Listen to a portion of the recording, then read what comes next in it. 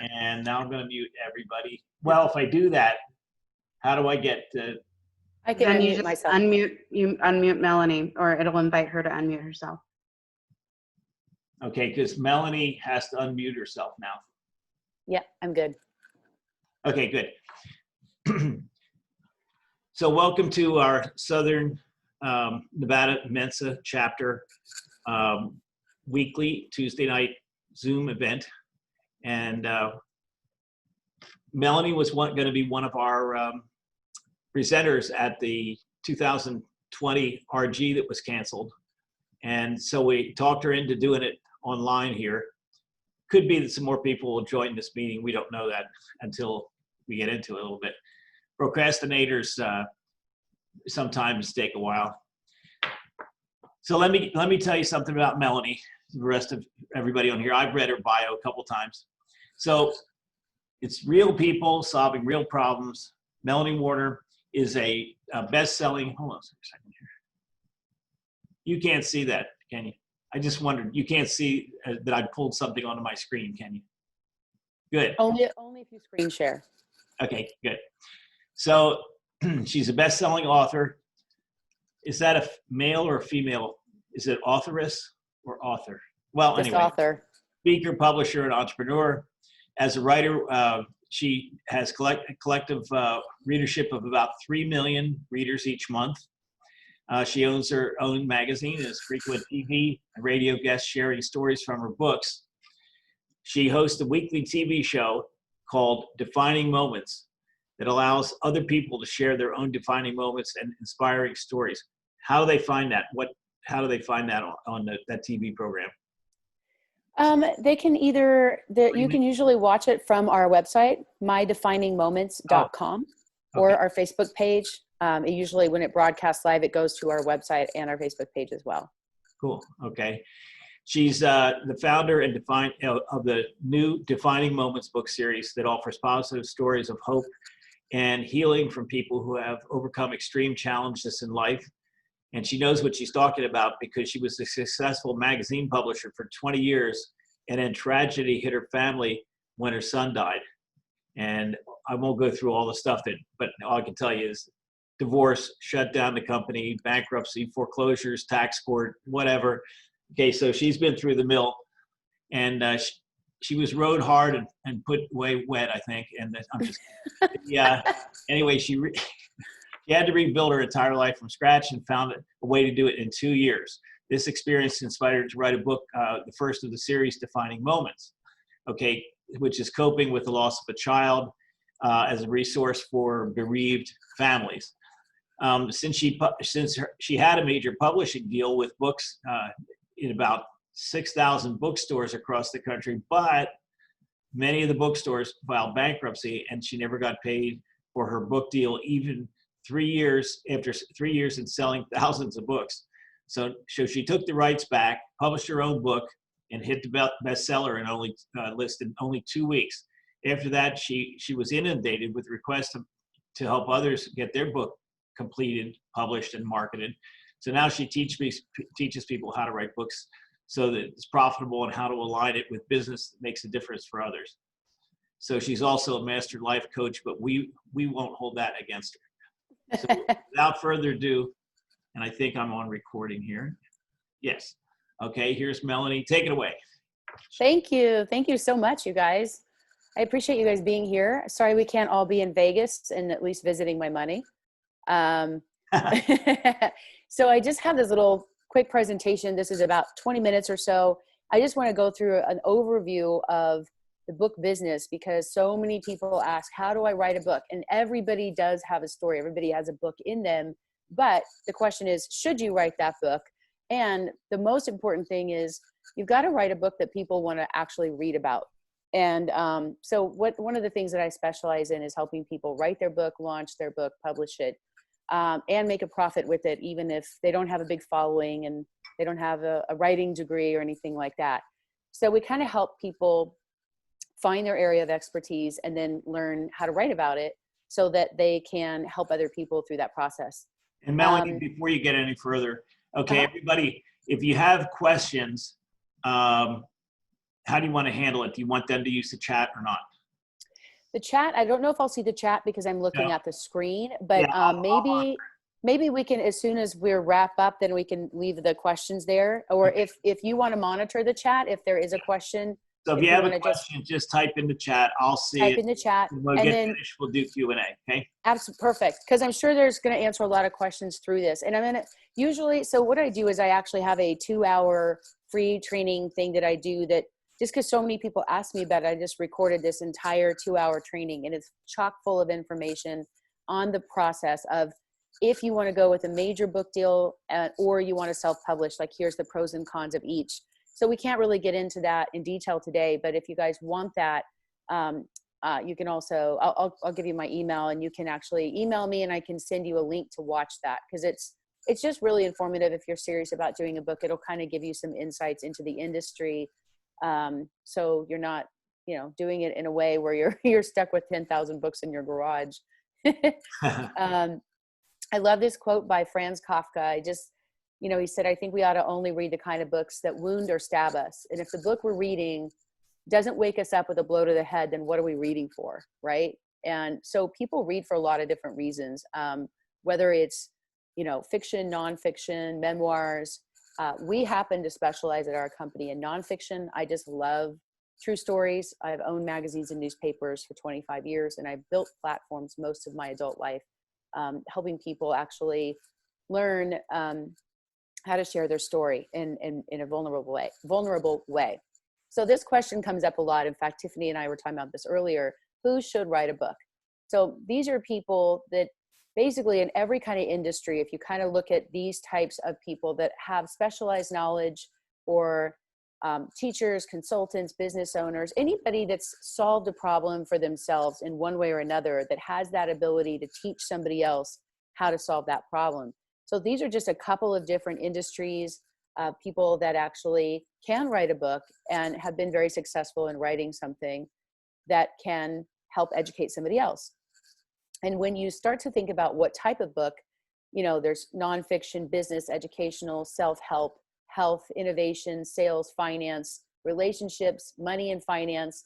These are all a lot of the nonfiction types of books, and we call them the big three. And anytime you can help somebody improve their health, their finances, or their relationships, then you can pretty much know that for the rest of your life, you're going to make a pretty good living, because these are problems that people will have as an ongoing situation.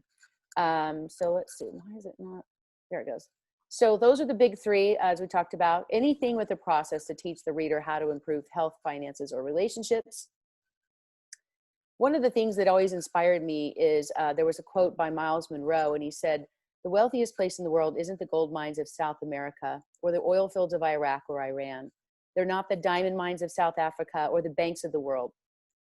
The wealthiest place on the planet is just down the road. It's the cemetery, because there lie buried companies that were never started, inventions that were never made, best-selling books that were never written, and masterpieces that were never painted." That haunted me when I thought about that, that in the cemetery is buried the greatest treasure of untapped potential. So to me, I always felt like somebody that had wasted talent, it was a worse fate than death, because if you have something that can solve somebody else's emotional cancer, financial cancer, even physical cancer, then there's certain responsibility as a human being to share that with other people. And people don't always know how to do that. So this is where part of that process comes in. When you have that expertise and you share it in a book, it keeps you from having to duplicate yourself and say the same thing to people all day, every day. So in that way, the education or the expertise is really popular. Another one is, the greatest tragedy in life is not death, but a life without a purpose. And there's a treasure within you that must come out. Don't go to the grave with your treasure still within you. So many people have amazing stories, and that's this treasure that they can share, that they just either don't think that it's valuable. These are all quotes from Miles Monroe.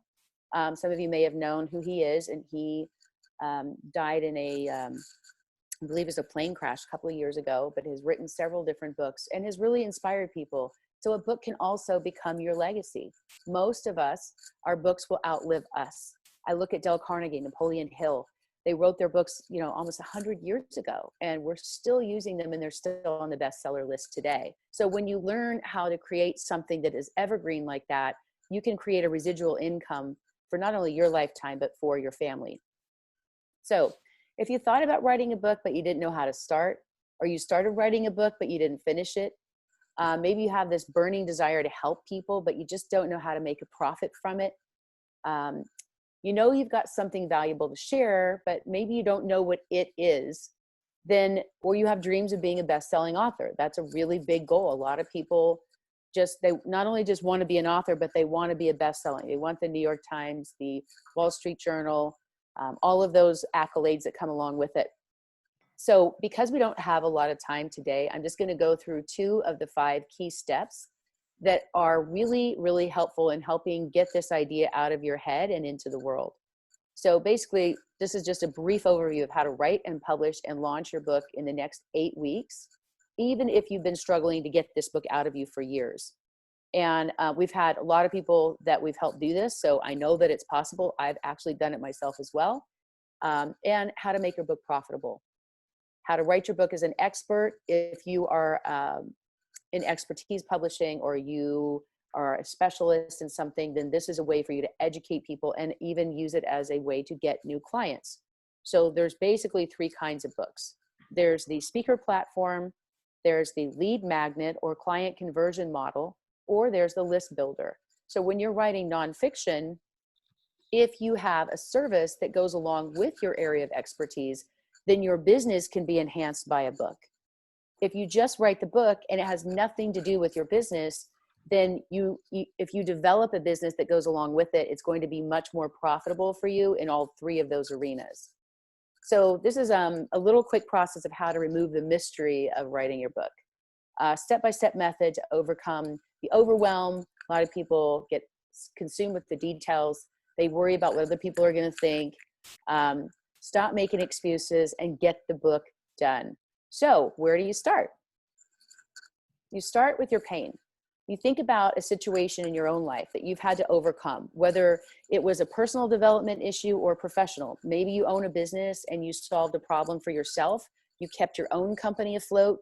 Right now, some of our clients have had the biggest months of their career in the last few months with COVID, because they learned how to pivot and change things. And now they're teaching other companies how to do the same. So, and everybody else was kind of like binging Netflix or starting a garden. A lot of our clients were actually writing their books, and they're all launching right now. And it's a pretty exciting time to be in that knowledge industry. And there's so much growth coming up. You guys have no idea. Like, this is the best time in the history of the world to ever be an author, especially for nonfiction, because there are so many issues going on in the world that people really need a solution for. So think about your own pain. Think of your solution. What experience can you leverage? What can you teach others? What is something that you had to overcome? How can you help other people resolve some of their own pain?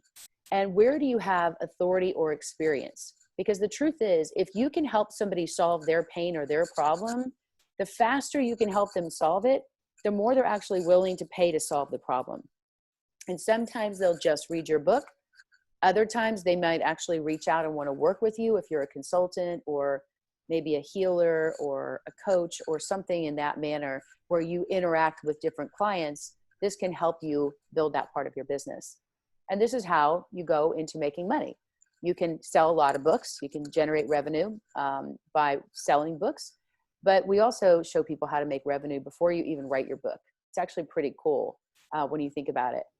And we start helping new clients. Basically, as they're working on their book, we're teaching them how to get clients if they're going to use their book as a business, as a model for that. And this is what we help people do. So you may be saying, okay, who am I? And Lynn did a great job of going through this whole dissertation of my background. And that was pretty good, actually. I haven't heard my whole life story condensed in such a way. And it almost made me forget like all those things, listing them out of how painful they were. But when I went through all this loss, I was in such a deep hole that I just really didn't care what was happening in my life. A lot of things just fell apart at that time. So I went and studied strategic intervention with Tony Robbins, who was one of my mentors for the last like 20 years or so. He has helped thousands of people as a life and business coach. So he's one of the best in the world at what he does. And I wanted to learn from him. So I learned that process called strategic intervention, because one thing I found is when I wrote my first book, I did it because I wanted to honor my son. And I really, truly wanted to help people who were hurting, that were going through loss and didn't really know how to cope. But I didn't understand the value of writing a book, right? I just wanted to write a book. And I thought, well, this is something that'll help people. So after I wrote it, so many people expected me to be the expert at grief. And I didn't want to be grief girl and bounce back babe. And I just kind of had to wear that little cape for a while, because everyone expected me to do that because I wrote the book on it, right? So that's the other power when you write the book. And especially if you become a bestseller, it gives you this credibility in the marketplace as a specialist in whatever it is that you're focusing on. So by going through and figuring all of that out, I learned the hard way that I wasn't prepared. And I would literally have people call me who were suicidal and they wanted to talk about their grief. And I was terrified that I would say the wrong thing. So then I went actually and got more training to be able to learn those tools for myself to help them. Like they were calling me saying, please, can I pay you to help me? And I'm like, I don't know what to tell. I don't know what to say. So I felt more comfortable and confident getting a little bit of training in that world. And I did that for a couple of years, working with grief groups and grief coaching and helping people, specifically parents, get through that really dark hole of losing a child. I studied with well-known successful mentors over 30 years to learn these tools and techniques. And I became a best-selling author with our Defining Moments book series. It's kind of like Chicken Soup for the Soul. Had a book with Chicken Soup for the Soul. Those guys were my mentors, Mark and Jack, and then they sold the rights to the whole series. And I kind of went off on my own and they blessed it and said, here's your model, go do it, which is really cool. So it kind of filled a gap in the marketplace for this type of book. And we feature a lot of stories of people who've had to overcome great challenges in life. So these are some of the things that I've done over the years. I've been a magazine publisher for over 25 years. I've been an entrepreneur since I was 18, and I've mostly built public platforms for the last 30 years, way before social media. And as Lynn explained, I lost everything. I had to start over. I went through a divorce and everything just kind of shut down. And I really had to rebuild my whole life in my 40s. And in a very short amount of time, because I thought, oh my gosh, it took me 20 years to build all this. What the heck's going to happen if I can't figure this out? You know, what's going to happen to my kids? I felt like everything was broken. This is a picture of my mom and dad and my kids. This is from one of my first book signings. And it was really kind of cool to have my parents there. And with all the drama that I had been through and all the heartache, I just felt like my life was such a burden to them at their age. I wanted them to enjoy life and not worry about me. So it was a really cool moment. It was a defining moment in my own life to have my parents fly out to California and be there for me during this. And no, that is not Red from that 70s show. There's a lot of Red sightings. And yes, my dad looks a lot like him. We go on cruises and people try to buy me free drinks because they think it's Red. So it's kind of funny. These are the industries that I've worked for. And the only reason I'm showing you this is because I want you guys to think about all the areas of things that you have been an expert in your own lives. These are different things that I've done throughout my life in the last 30 years of working, the industries that I've learned expertise and enough to where I could write a book on each of these industries, right? Not only the ones I'm passionate about, but the things that I've actually made some money doing. So these are things that you can do. Sorry, my little mouse thing is not working very well here. These are things that you can do on your own where you can make a list of all of these areas of expertise. And when I started writing it out, I was shocked, like, wow, I didn't realize that I knew, a little bit about a lot of different industries, but was I really an expert at anything? Like, these are all things that I learned from mentors, and I actually went out and made a living doing a lot of these things over the years.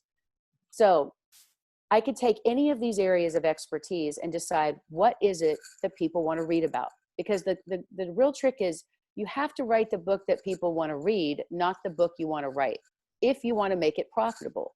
Everybody wants to write their memoir. Everybody wants to write their life story, but it doesn't mean that it's something that other people will relate to. So there is a way to do that.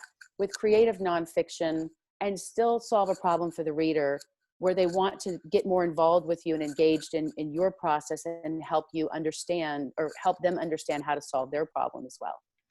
And so when I started making this list, I was like, oh my gosh, there's 4 different pages of things that I have an area of understanding in. And how did I determine which one to do? How did I determine what to focus on for my book? The secret was it only takes one, right? You only have to pick one thing that you know that you're good at, that you're passionate about, that you've lived and experienced for yourself. And there are so many millions of people out there. And we talk about the power of one all the time. It's not about writing for millions of people. It's picturing this one reader and give them a name. And when you think about who you're writing for, you think of that person who's sitting there hoping and praying and waiting for your area of expertise to come in, right? And if you can write for that one person, then you have that demographic that you can work from the whole entire process. So we talk about how you have one writer. You have one particular reader. You're solving one problem with one book. You're promoting it on one platform. And it really keeps you from being overwhelmed. And there's so much of a marketability when you start to focus on that one thing. So a lot of people go, oh, what if I write the book and nobody reads it? Or my cousin wrote a book and he lost all his money and has all these books in the garage, or I'm too old, or I'm too young. I don't know the first step. They kind of talk themselves out of it. And really, the smarter people are, the more they're afraid of criticism. They're afraid that other people are going to give them a bad review, or if they're afraid if they fail, it's going to mean that they're not smart or something like that. So people will talk themselves out of anything out of fear. And it really only takes one excuse. So it only takes one reason to do your book, and it only takes one excuse to stop you from doing your book. And these are all some of the things that a lot of our clients actually said, even though they finished their book and they launched it to bestseller, they still believed this when they started the process, right?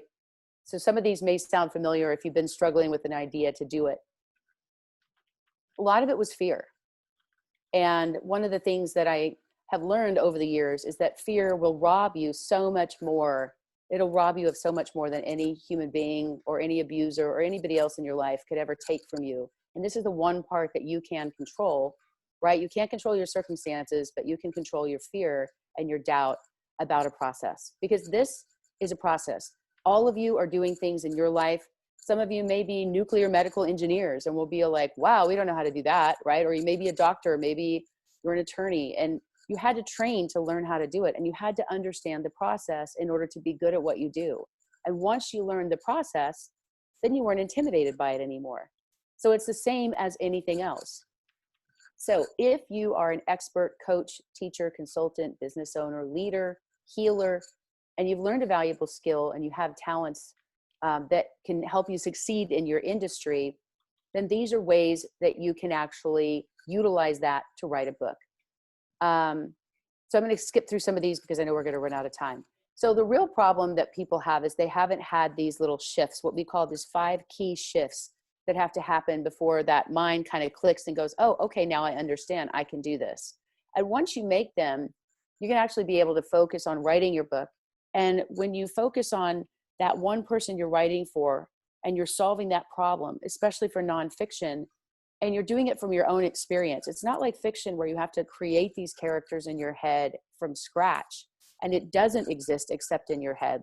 Like Tiffany said earlier, nonfiction is based on your own truth and your own experience. So you are the expert, and you don't need a degree or special permission or even a license to do something like this. Your experience is your value.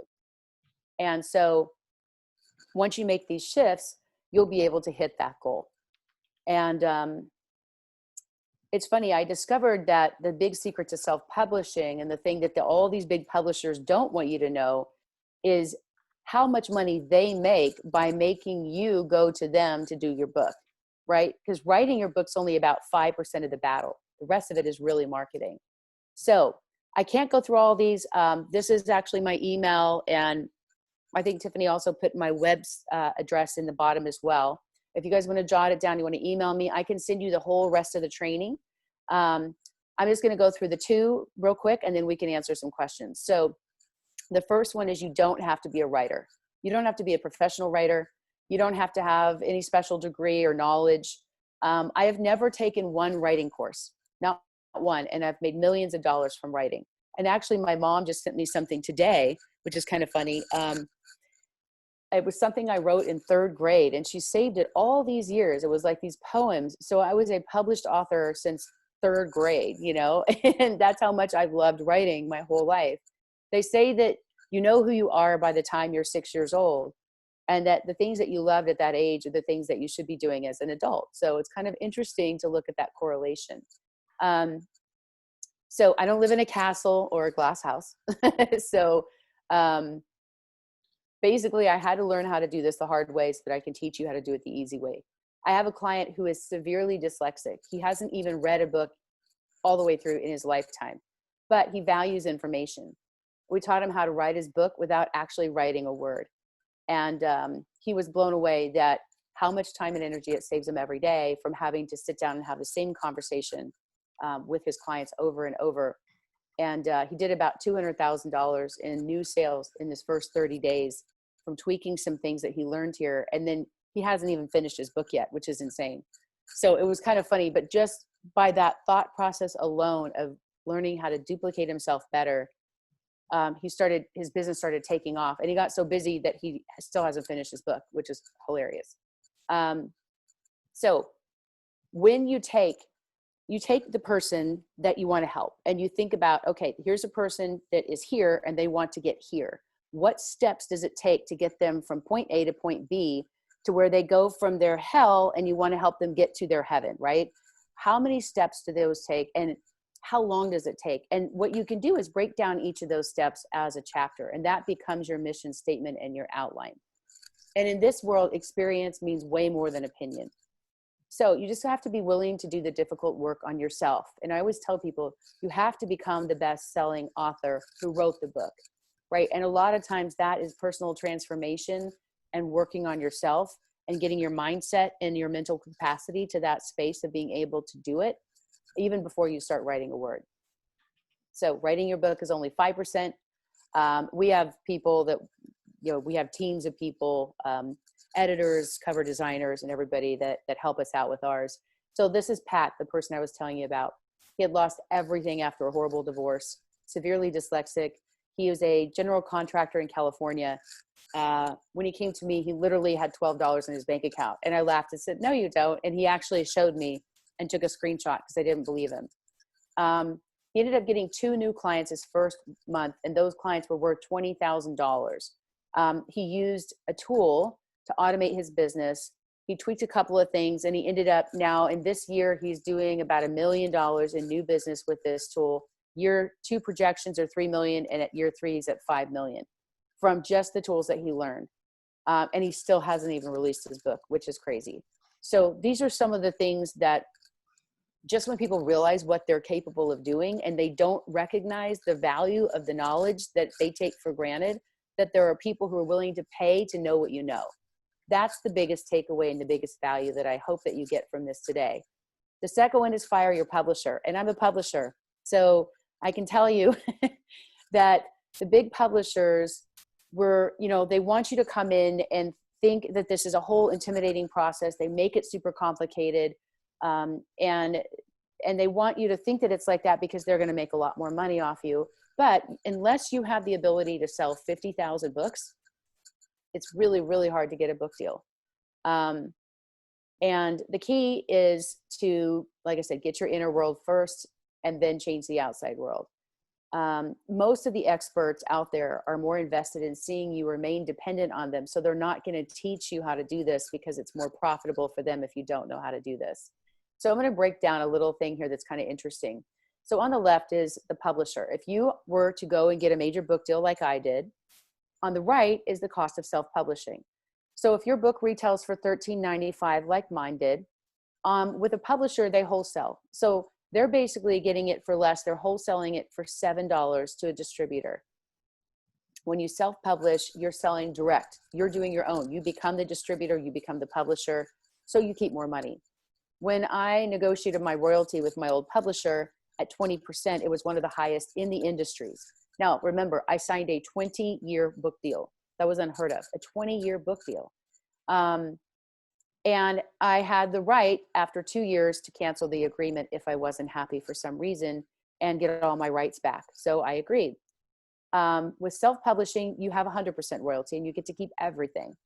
When you get a big publishing deal, they don't do a lot of advances. They used to, but then I think with Hillary Clinton, they gave her $1 million advance and she only sold about 80,000 books and they lost a ton of money.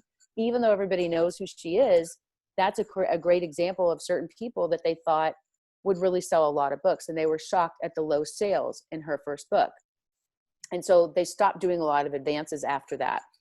And but your cost is zero. It doesn't cost you anything to go with a publisher other than your time and your effort. So if you break it down on $10,000 in sales at a 20% royalty, you might make a $2,000 profit. And they own the rights to your own work and your book and the copyrights. So you're at a 20% max margin. If you self-publish, it might cost you anywhere from $1,000 to $4,000 or $5,000, depending on how much you do and how many you print.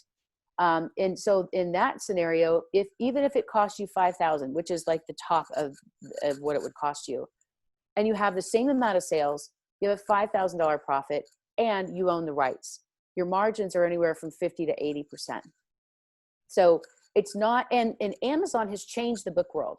It used to be that you actually had to buy a bunch of books up front, but now you can actually do print on demand. So you can literally order one book if you want to, or 50 books if you want to. There's a guy in our program that I just connected him with a corporate partner who loves what he's doing. And he just committed to buying 200 copies of his book and his program, which is kind of neat. So this is why I say always have a program, because if they want more, if you're selling a book for 99 cents or even $13.95 and they love what you're doing and you don't have a program or some type of workshop or something to go with it, you're losing a lot of money. You're leaving money on the table for people that are willing to pay you more to solve their problem with that interaction.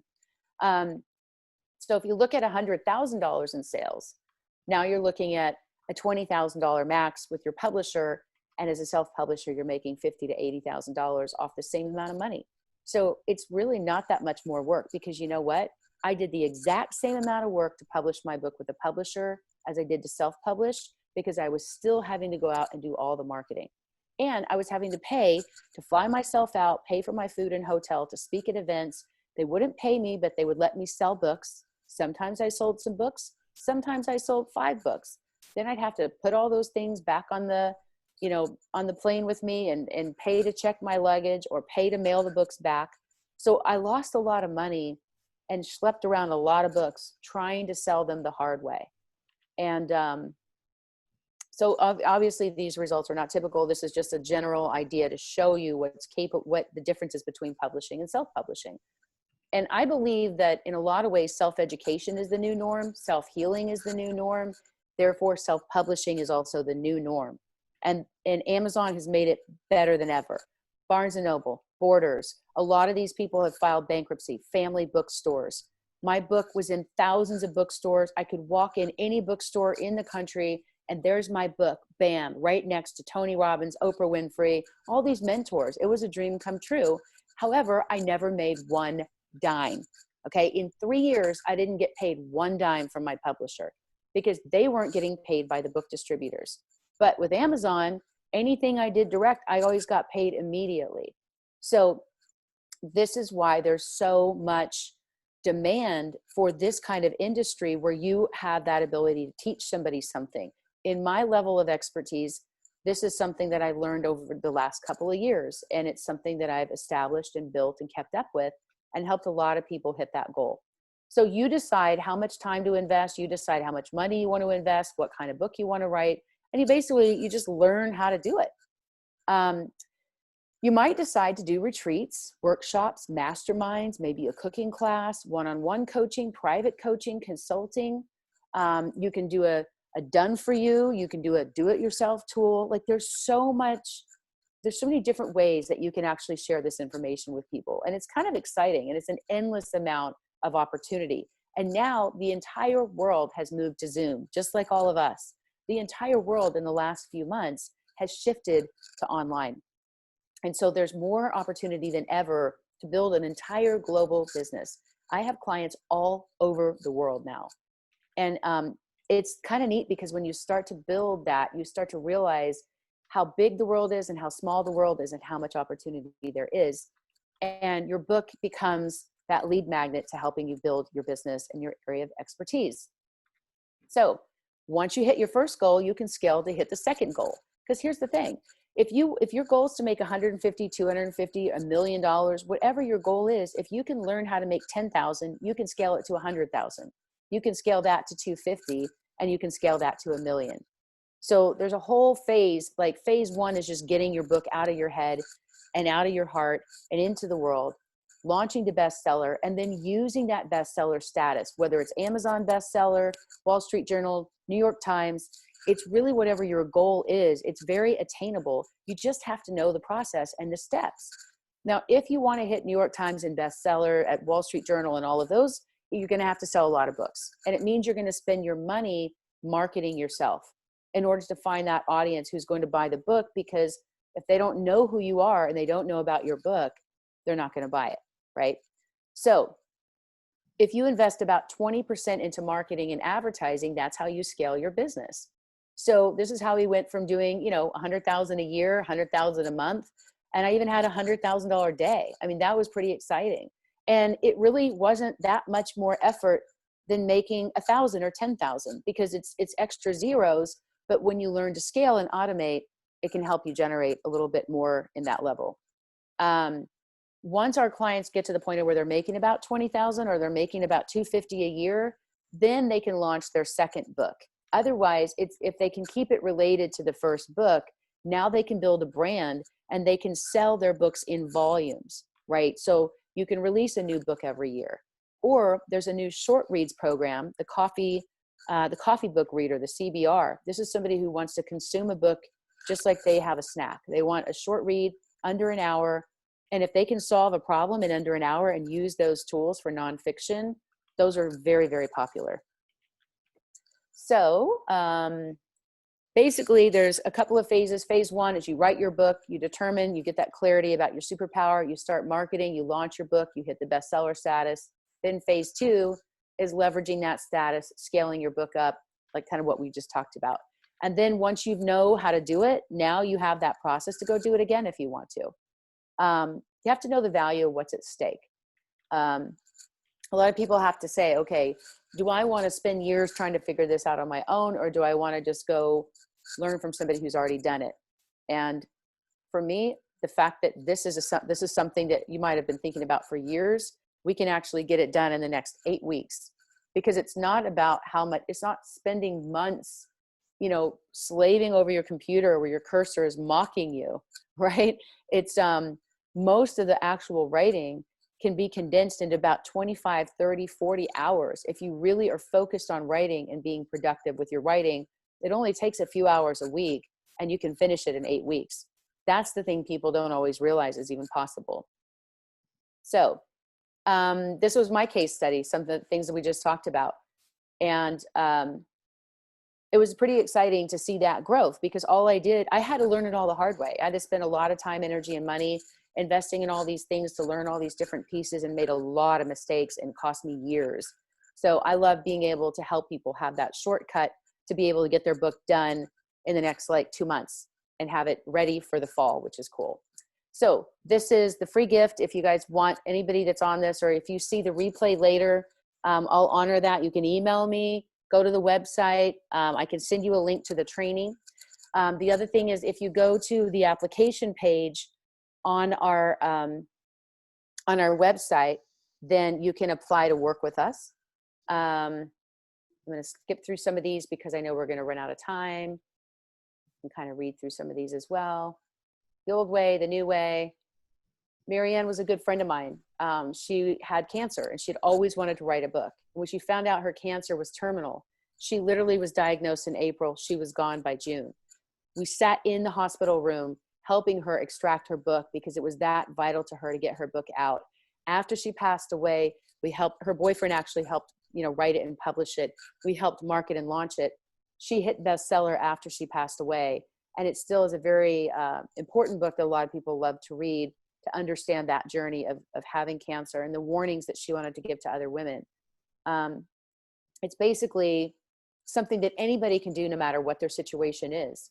I've basically have another client who is terminal that's in the hospital that's writing her book right now. And she has lost all of her vision. She's dictating her book to somebody and we're transcribing it and having it edited and helping her get her book done, because there's this urgency now, because they're at the end of their life and they want this legacy. They don't want to die with that treasure in them.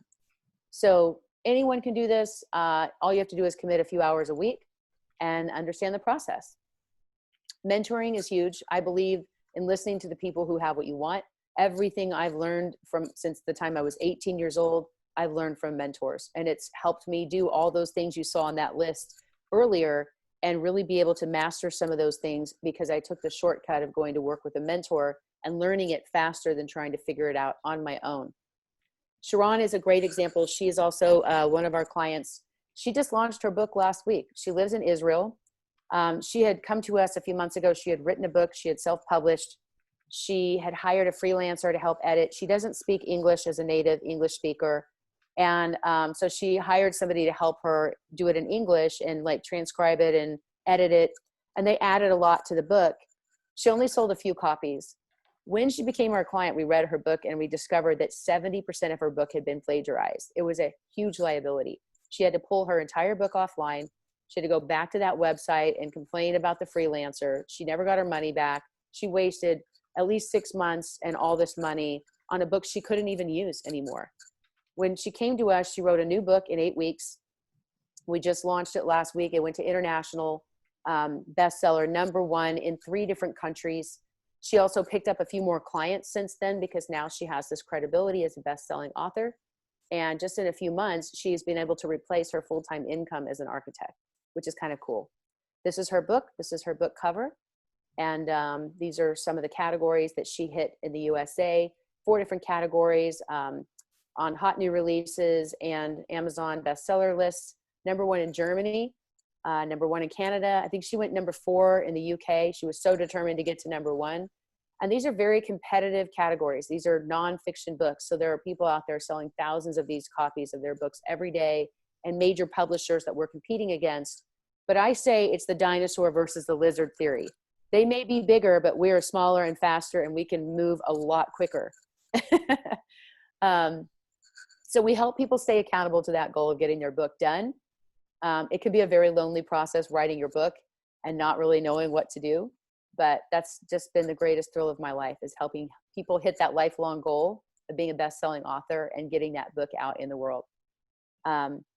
So if you guys are interested in working with us or knowing more, like I said, you can send me an email. You can, watch the training. You can go to our website, fill out an application. We can review it and take a look at it and help you kind of flesh out your concept and see if it's something we can help you. If we don't feel that the concept is something that we can really get behind and market, we'll tell you right away. And if basically we choose the people that we invite into our publishing program based on not just their concept, but are they really ready to do it? Not everybody is ready to go right now. Some people want to do it next year. Some people are saying, yep, I'm ready. I want to do something. So if any of you are in that mode where you really want to get your book done and you want some help with it, we can help you. And I'd be happy to take a look at it. And you can reach out to me. So here is my email and my website. If you want to copy those or write them down, and a way to get in touch with me, and just let me know that you're here from the Mensa group in case I don't get to see everybody that was on here. And basically, I know I was talking really fast. It's like drinking from a fire hose, but I wanted to try to give you as much value as I could possibly give you tonight, and hope that you can walk away with a little bit of knowledge about this industry, maybe a little bit of a different perspective. And I'm happy to answer questions that anybody has on the process as well. And thank you for having me. Thank you, Melanie. Okay, so I'm going to unmute everybody. Let's see how we do that. We go to participants and we hit unmute all. Okay. Now, if you have, like Terry Smith has his, and Judy has her iPad muted, so you'd have to unmute yourself. Terry did already. Okay, so I have a bunch of things that were on the chat, and a lot of them are mine that I thought of. Well, as I thought of as you were speaking. Now I wrote them to you, Melanie. So can you see them if you hit chat down at the bottom? Okay, let's see. I'm going to have to stop my share, if that's all right. Okay, that's fine. Go down to chat and touch that, and they should come up. If not, I'll read them to you. Okay. See, I'm not sharing anymore, right? Okay. Chat. Okay, there you go. All righty. Can you see the Zoom group chat? Yes, box? I do. Oh, okay, I see. And so these are questions that you asked me privately, so then you guys can't see the question. So, well, yeah, but I mean, I just didn't share them with everybody as we were going. That's fine. Perfect. Okay, so number one, what is soul regression? Right. Right? That's right. a great question. That's a great question. So soul regression it's a form of therapy that a lot of times you can do either through hypnosis or through selective therapies, where you help somebody kind of guide them through the process of going back to previous lives that their soul may have encountered. If somebody is having some type of horrible trauma in this particular lifetime and they're repeating a pattern over and over, there are people that believe that their soul may have, different lifetimes. And if they can go back and find the source of that pain in a different lifetime, just like so many of us have childhood trauma, if we can go back to the source of the pain as a child, we might be able to resolve that so we're not carrying that pain as an adult. So soul regression is for those who believe that their soul has continued through multiple generations and they can actually regress back to find the source of that pain. I thought so. My wife is into that big time. Yeah. Brian Weiss is the best. People go under hypnosis and try to tease it out and all that stuff. Yes, absolutely. And Brian Weiss, I think, is one of the best authors and coaches in that realm. He's just phenomenal. He's very well educated on that field, and he does some private coaching. I mean, not like he used to, but he's very knowledgeable. If you're, interested in that world, I would definitely start with his books, because he kind of explains it in a way that people can understand a little bit better. What is the criteria to attain the New York Times bestseller list? That's a very, very good question. There are a lot of books that sell quite a few copies that don't end up on the list. So some people argue that it is political. Other people argue that it's controlled by the large publishing firms. But it's really, they've cracked down on it a lot in the last couple of years. So there are a lot of people who have made it that weren't well-known authors or celebrities, and that didn't have big publishing deals. And it strictly comes down to book sales. So that list generates every week. So you've got New York Times, Wall Street Journal, and it's probably the most credible out of all of the lists. The Amazon bestseller, the ABSR, that rank changes every hour, which is interesting. So you can actually be the bestseller for that hour, and then someone else can come in the next hour and knock you out completely. But it also comes down to how long your book has been out. So if you launch your book and you self-publish, you want to make sure that you actually do a promoted launch within that first 30 days. Otherwise, all the algorithms are going to capture all those days of zero, and you're not going to get credit for those sales, which factors into your bestseller rank. So you have to know when the cycle starts? Is that what you're saying? There's a lot of research. There's a lot of great tools that you can learn about. Like there's so many different ways you can look at those algorithms, and there's a lot of data that people publish that you can either subscribe to or you can pay for, and you can see that. As a publishing company, we actually subscribe to all of that, so we help our authors figure it out, and that way they know when they launch exactly to the number how many books they have to sell if they want to hit number 1, or if they want to be number 5 or number 10. Sometimes in order to be number 10, you have to sell 5,000 books, but to be number 1, you have to sell 20,000 books. So it really just depends on what's the trend at the time and which books are selling and what types of books they are. So it's almost like the Billboard list of songs or whatever. It depends on who you're up against. Exactly. Okay. Next question. You said, John Bolton, you've got so much good information here, Lynn. I said, the other one was, how do you get past writer's block? Oh, how do you get past writer's block? Oh, that's a good one. So writer's block is real. And when I found that when we work with people on the nonfiction side, we spend a whole month just trying to get clarity on their message and really solve some things. We go through a whole question and answer, kind of 7 layers deep of diving down into what their expertise is, and then those steps that it takes. So by the time they actually finish their mission statement and their outline, then they're really just writing each chapter where they're introducing a tool and they're explaining how to use that tool. And it pretty much writes itself at that point from their own knowledge. So if it's structured, it keeps you on track. Is that what you're saying? yes, it's much easier to write a nonfiction book, no doubt. Fiction, literary fiction is really difficult. People that are poets, that are, just incredible literary writers, I have so much respect for them, because it really is hard to live with those characters in your head. And it's really hard to write those books it's really hard to write those books in a short amount of time. Nonfiction is easier because it's linear and it's based on your own expertise. So Tiffany, have you ever gotten writer's block? Where you just couldn't get anything out? The thing is, if you have discipline, you don't get writer's block because you write every single day. And so you've trained yourself that this is the time that you write. And so you sit down and you might write garbage, but you write. Mm-hmm. And so it's not like you never sit down and can't think of anything to say because the muscle is developed. Have I sometimes been lacking in discipline? Yes. But I don't necessarily believe that writer's block is a thing when you're super disciplined about writing. That's like, a very good point. That's the only way it finds a way in, is when you're lacking discipline. And really, if you want to be a writer, you have to write.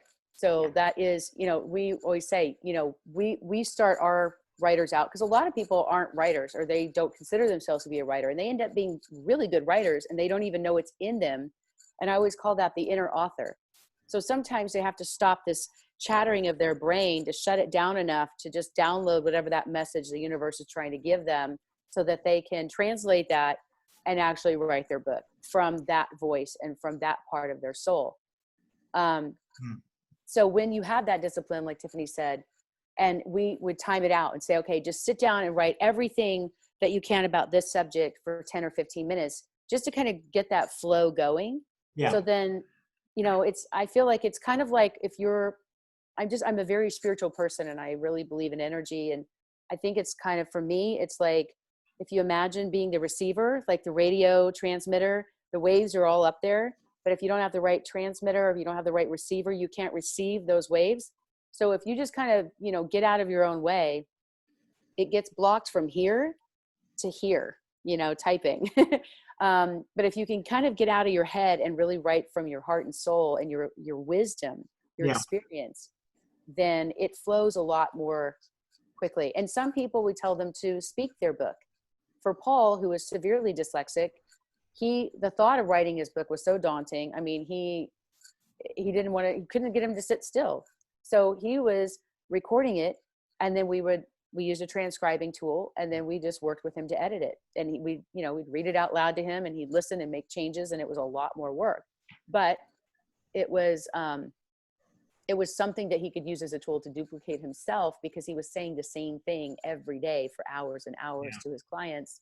And now he could just literally hand them the book. In his case, we actually recorded a video, and he loved it so much, he started using that video as his training tool and didn't finish his book. Still hasn't finished his book. Huh. Let me read the next one to you, since it was mine, and I know what I was getting at. I made a remark that John Bolton supposedly got $2 million advance on his book, but he might have to give it back. If he was, divulged secrets or something. Okay, so I said, in your example, to get to $10,000 in sales, that was your first example, you would have to sell 717 books. Okay, right. At $13.95 a book. So how could you ever find a publisher? And I realize now you were just using a dumbed down number. Okay, right. I was using the example because here's the truth. Yeah. So even at that 717, that's based on the $13.95 plus tax, which is around $15.05.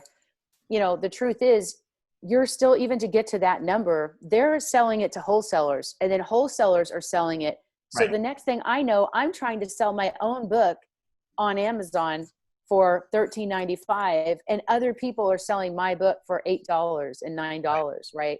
So a lot of times the publishers will blast your book out to wholesalers, and they don't care because they're getting their margin in that pre-wholesale cost.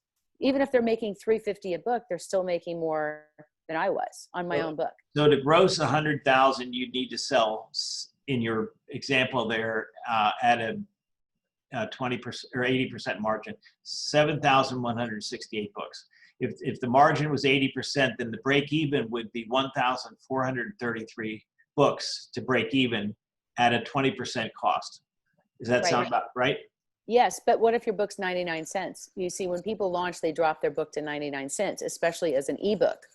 So you would have to sell, 100,000 copies of your book. And that is not an easy task to do without advertising, unless you personally know 100,000 people. Why would anybody pay more if they could get it for 99 cents?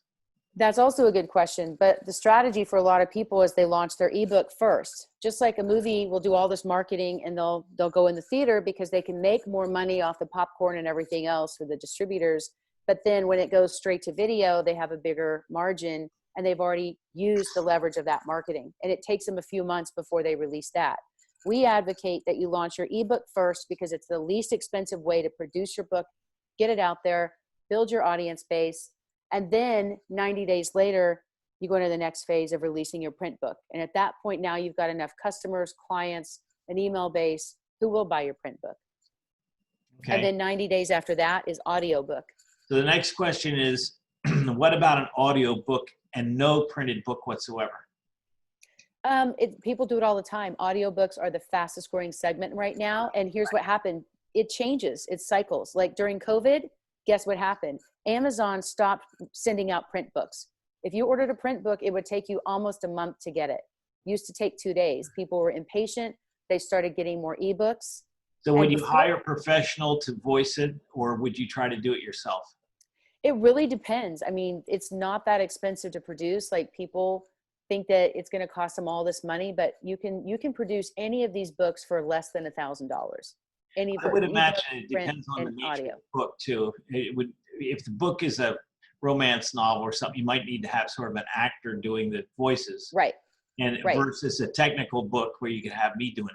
Right. So fiction is a lot more competitive. It's a lot more expensive. You have to spend money on advertising and you start to build a brand. The short reads category is a very popular thing right now with fiction, because instead of writing one big book like 200 pages, they might take a chapter and expand on it. And there's always a hook. So they'll write a short reads book that's like 30, 40, 50 pages. Then when someone gets to the end of that book after, say, an hour, there'll be a link to the next book. That was the original idea with Reader's Digest way back when. Really? I did not know that. That's why they called it Reader's Digest, because it was a little shorter version to hook you in to get in the book. That's a great idea. A teaser. Well, what you're gonna call it. I don't know if y'all know, but Oprah's TV show started as a book club. Like that, she was a local talk show host in Chicago, and she had a little book club there. And like she thought, hey, if I can expand this and get more people to read and read more books and create the book club, then it's kind of funny. And then Amazon was started really as books. So there's a huge value in knowledge and brokering knowledge. In fact, Amazon was outselling print books 3-to-1 over digital, which I thought was really interesting. Yeah. And if I'm going to read my own book, I'm going to read it in a Kindle or an ebook. If I'm going to buy a book as a gift, I always buy the print. Right. Yeah. Okay. So here's a little higher level question. Mm-hmm. We're all Mensa. Well, I don't know. Raise your hand if you're not a Mensa here. Okay. It seems to me my question is there any artificial intelligence programs that could scan all the fiction bestsellers, let's say bestsellers, identify the things that made it successful, maybe with focus groups or whatever, okay, then you write to those criteria.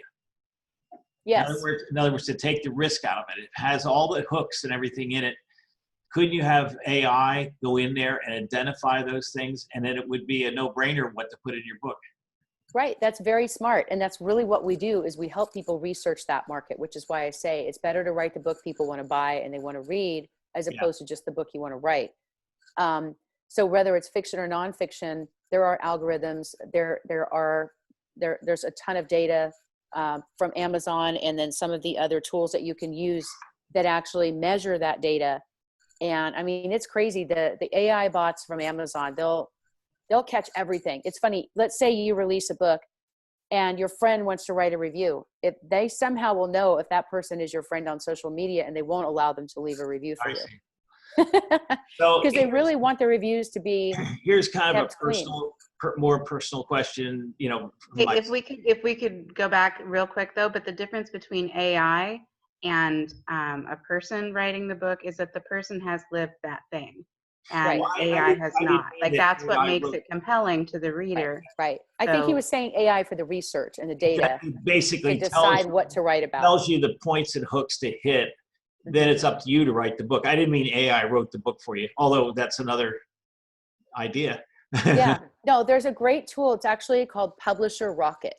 And you can buy it. And, you know, it's kind of expensive. If you're going to be an author, then like we own that tool. And it'll go through and it'll basically, what's that word? There's actually a word, the scraper, you know, like you tech people, I don't know. I'm not very techy, but there's actually a process of scraping. You go to one website and you can kind of scrape through the information somehow. And this tool will do that on Amazon. So it'll track the algorithms of Google searches in that subject matter and Amazon. It'll tell you which books are selling, how many they're selling, what that particular book genre, how much it makes per month in that genre, how many books does it take to sell. And I mean, it's a really interesting tool. And it's one of the things that we use daily to be able to track that for our authors. Before we get to my last question that I wrote down, does anybody have some things they'd like to ask? No? Well, think about it. My last question was more kind of personal because so I'm not a very fast typist and I think a lot faster than I can type and I can talk a lot faster than I can type. Okay. That's most people. So the question is, what are the pros and cons of typing things on a computer versus using, here's what I use, a Philips voice tracer or tracer. Okay, and then you use that with Dragon, which is a voice recognition software, and it transcribes it directly into Microsoft Word. Then you can edit things and so forth. Have you ever had somebody who basically dictated their whole book and then it was all transcribed? I mean, other than this guy that can't see or whatever. Yes, a lot of people are better at that. Sometimes their processing is different speaking.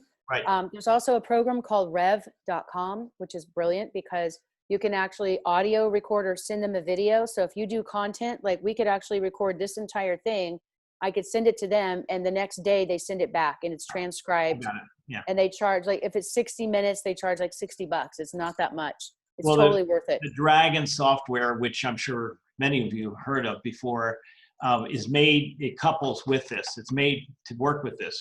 It is right there. Okay, it comes with it. Anyway, it's a separate company, and it is strictly, you plug this into it and it starts typing it all out. And, you know, every now and then, and it has spell check and everything in it. And you can move things around. You can edit it. Right. Obviously. You can either have a transcriber service, you can have an editor, you can have somebody design the cover. Like you decide who those people are. But there's so many professionals and companies that do all of these things that you literally can put all the pieces together with this team. And it's not nearly as expensive or as time consuming as people think. I've had people write their book in a matter of a few hours by simply doing a presentation or a mastermind where they're speaking for 4 hours and they literally transcribe that and then have it edited and there's their book. And they don't have to, it's already organized in that process and it's helpful and it's knowledgeable. Well, I'm in a personal quandary at this point. I'm an expert on a certain subject and I had 5,500 people on a Zoom meeting this morning and everybody's trying to get me to write a book. And the universe of possible buyers is probably, if I sold one to every person that's in this industry, I'd sell about 5,500 books. I can do one little deal in my industry and make twice as much as that. You know, so the question is, why would you ever, do you do it for legacy? Do you do it for a little bit of side income? You know, do you do it to say you did it? I mean, you know, why? So far, I've been thinking about it for 3 years, and I haven't, and I have the material completely done. I have 37 90-minute webinars completely written. Okay, basically, all I have to do is string them all together, and you got a serious book. Technical book. Okay, but I don't see that where it makes any sense for me to even write it. And well, that's a good example of a client conversion model, because if, let's say you have this group of people. Well, I'm retired. That's my problem. Okay, but in other maybe words, I don't really people care about promoting the business. I'm like the coach of the industry at this point. Right. But if you can make, if you can solve a problem and you can charge them for solving the problem, then people will read your book, and about 20 to 30% of the people who read your book will reach out and say, hey, can I hire you? You know, even though you're retired, I'm can retired. I hire you to teach me how to do this? Yeah, I really don't want to do that. In other words, I guess what I'm saying is, when I was in the business, it would have been a great way to promote my business and get new clients. Right.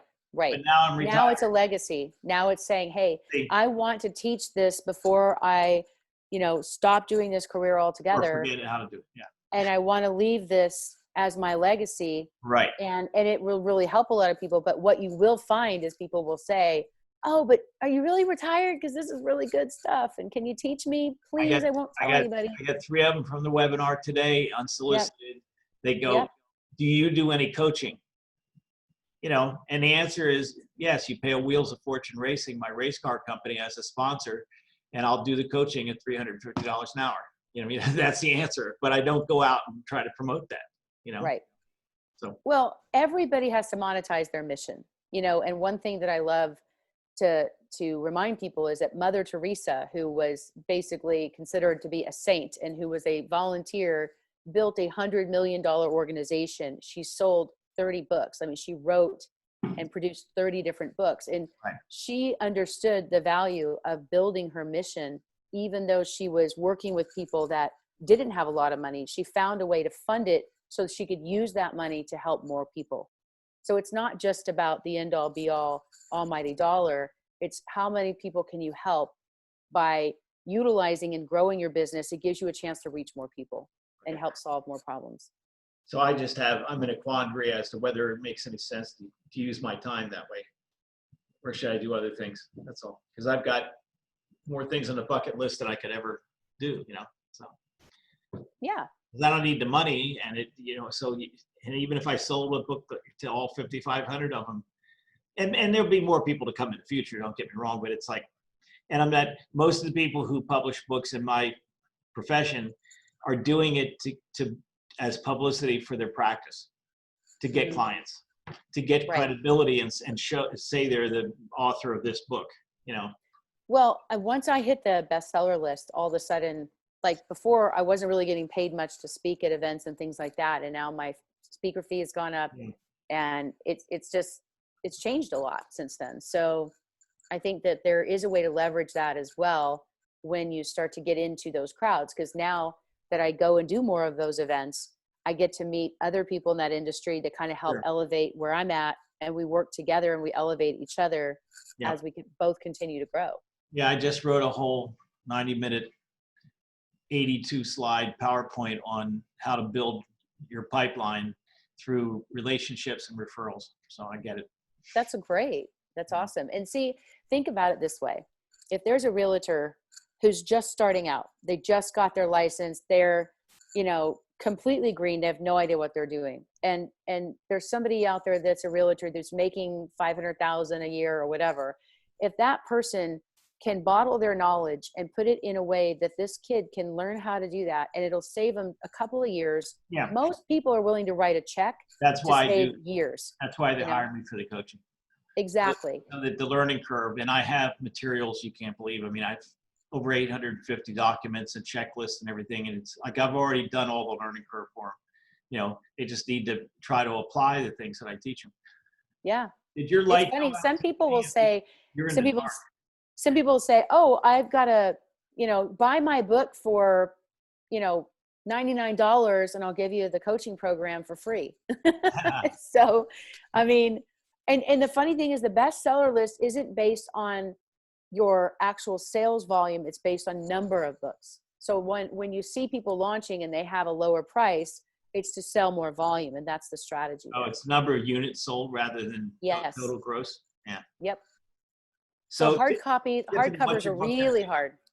Hardcovers are hard to sell because not everybody's going to invest 25 or more in a hardcover book with someone they don't even know. Right. What's your book going to be about, Tiffany? As we discussed, it's about how to thrive when you're alone in the world. Oh, okay. That was the actual subject. Okay. Soaring solo, right? That's such I love that. I think it's great. Depressing subject. Thank you. Jeez. No, it's not. It's hopeful. It is hopeful. I may need to tweak it to make it resonate that way with more people. But if you're not aware that there are people without anyone, then yeah, it can sound depressing. But if you're one of those people, it sounds hopeful. Well, and imagine, I mean, look at what was it, the women, the Purple Hat Club or whatever they were, they had so much fun. And a lot of these women were like widows or their kids were empty, they were empty nesters and they felt that they were alone and they just started bonding with and doing these huge girls trips. And now they orchestrate these cruises and conferences and they make so much money off that because they literally just found their tribe of women that wanted to connect with other women, and you have, match.com and you have all the dating sites, but it's really hard for people who are just literally looking for a friend. There's not like a friend site, it's not really Facebook.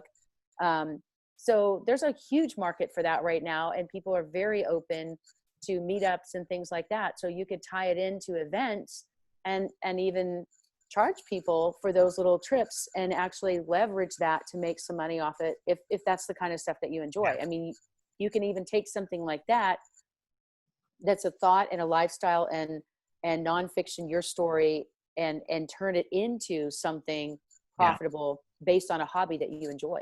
Yeah, what I thought about doing, because as it's a work in progress, I created a Facebook page where I blog, certain episodes is what I'm calling them. Like you said, the little bite-sized, advice pieces and things like that. And what I've thought about doing is once it's gotten bigger and people, opt in, creating an actual group for people in this situation, so that Facebook they can groups are interact with each other. But I just haven't done it yet because it's. And see, Tiffany, now let me give you an idea real quick, Tiffany. So if you do that, when people read your book, you can say, "Thank you for reading my book as a free gift. I'd love to invite you to my Facebook group." This is what Sharon just did. She started out with, 5 people in her group. And now that her book's like #1 bestseller all over the world, she's had 400 people join her group in the last few weeks. Yeah. Just because when she put it on her Facebook and she said, "I'm trying to go for this bestseller," like everybody got involved and started sharing it and telling people in other countries to buy the book. And we didn't expect that at all. I mean, we were spending money on marketing, but people wanted to be, they were excited and they were getting engaged in that process of it's very personal. People take ownership when they make something go viral. You know what I mean? Yep. So it's like, leveraging that sort of relationship that you already have. Absolutely. And all you have to do is share this, Right. And here's the cool thing. When you do this group coaching kind of thing, what you'll find is look at, was it Cheryl Strahan who did Plan B, right? She's one of the key people at Facebook. So she wrote her book and she did a lot of Facebook ads to get people into the group. She never even goes into the group. You never see her ever post anything. So now there's this collective fan base and all they do is support each other and they can't promote anything. They can't post any other links. And all they do is go in and support each other. She has absolutely contributed nothing to the group, but has this monstrous following of thousands of people that are there to buy her next book or whatever she wants to promote.